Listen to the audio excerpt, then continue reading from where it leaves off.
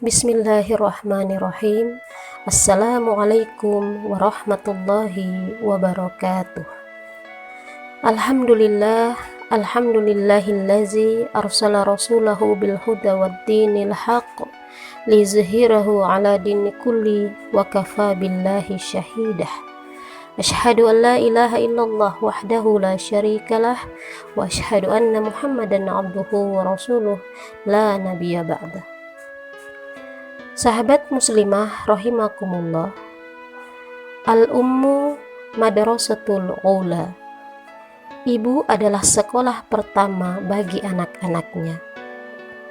Kata-kata hikmah ini sudah lama kita dengar.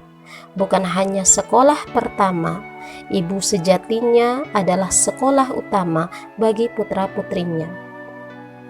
Jika ada seorang menjadi ulama, ilmuwan, tokoh ternama atau pahlawan kesatria, maka lihatlah ibu mereka. Tentu karena ibu berperan besar dalam membentuk watak dan kepribadian anak-anaknya.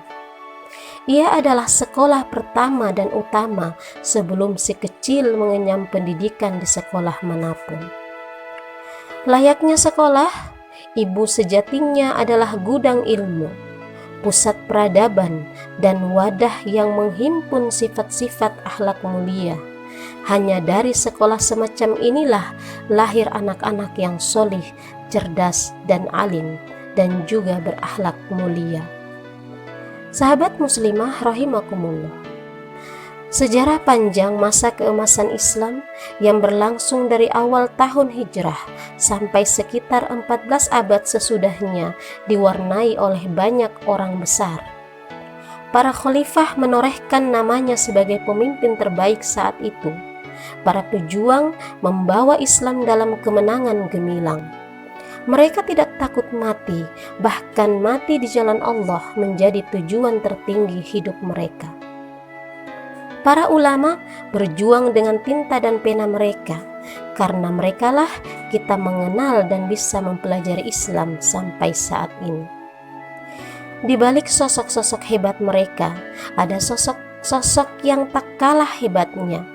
Nama mereka memang tak diukir oleh sejarah, namun harum semerbak oleh prestasi yang ditorehkan anak-anak yang mereka lahirkan dan mereka bentuk. Merekalah para ibu teladan zaman. Ibu-ibu tersebut menggembleng anak-anak mereka dengan iman, mengokohkan ketundukan mereka pada aturan Allah, serta menyemai bibit keberanian, pantang menyerah dan semangat untuk mengejar ridho Allah dalam perjuangan. Sahabat muslimah rahimakumullah, beberapa di antaranya seperti Al-Khonsa. Al-Khonsa dikenal sebagai ibu para mujahid. 4 anak laki-lakinya syahid bersamaan. Mereka bertempur gagah berani berkat motivasi luar biasa yang ditanamkan ibu mereka sebelum perang. Ibu mereka berwasiat kepada mereka, "Kalian semua tahu balasan besar yang Allah telah siapkan bagi seseorang muslim dalam memerangi orang-orang kafir. Ketahuilah anak-anakku, negeri yang kekal itu lebih baik dari tempat yang fana ini. Andai kata esok kalian masih diberi kesehatan oleh Allah, perangilah musuh kalian dengan gagah berani. Mintalah kemenangan kepada Allah atas musuh-musuhnya."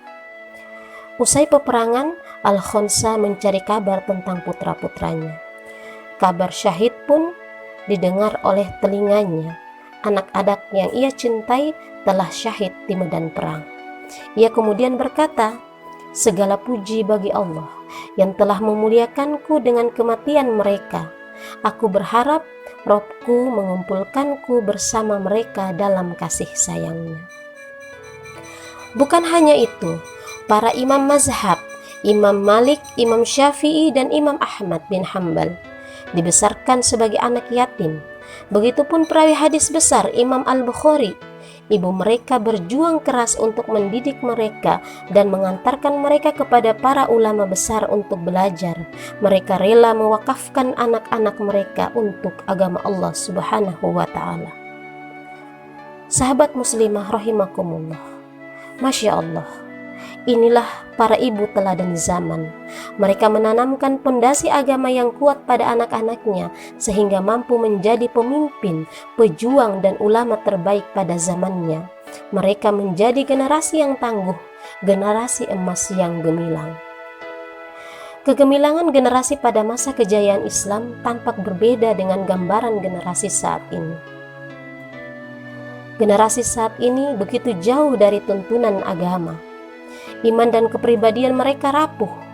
Arus sekularisme, kapitalisme, liberalisme, dan pluralisme telah menghantam mereka sehingga membuat mereka hanyut dalam kehancuran. Sahabat muslimah rahimakumullah, dalam sebuah keluarga, kehidupan anak itu bermula. Disinilah ia mendapatkan pendidikan yang pertama dan utama. Disinilah ia mendapatkan penanaman akidah dan sakofah Islam sejak dini, hingga mereka menjadikan Islam sebagai jalan hidup mereka. Gurunya adalah orang tuanya. Karena ayah terbebani kewajiban untuk mencari nafkah, maka tugas ini banyak jatuh di tangan ibu. Rasulullah Shallallahu Alaihi Wasallam telah menggambarkan pentingnya fungsi ibu dalam hadisnya. Seorang perempuan adalah pemelihara di rumah suaminya. Ia akan dimintai pertanggungjawaban mengenai apa yang menjadi tanggung jawab pemeliharaannya. Hadis riwayat Al-Bukhari. Sayang, saat ini fungsi ibu sebagai pendidik anak telah tergeser. Para ibu disibukkan dengan upaya mencari nafkah, sebagian karena dorongan kebutuhan ekonomi, sebagian lagi dari mereka termakan propaganda kesetaraan gender. Sahabat muslimah rahimakumullah, untuk itu dalam kondisi seperti saat ini, kita para ibu selayaknya menoleh kembali sejarah para ibu hebat pada masa lalu, meneladani upaya mereka, mengambil semangat perjuangan mereka, mengikuti langkah mereka dalam mencetak generasi emas, khair ummah ukhrijat linnas, umat terbaik yang dilahirkan bagi manusia. Saatnya kita bangkit sekarang. Kita coba untuk mengevaluasi dan memperbaiki diri kita agar sanggup menjadi seorang ibu pejuang, ibu yang tangguh, yang melahirkan anak-anak yang tangguh. Demikian, semoga bisa bermanfaat bagi kita semua. Al-haqqu min rabbikum. Wassalamualaikum warahmatullahi wabarakatuh.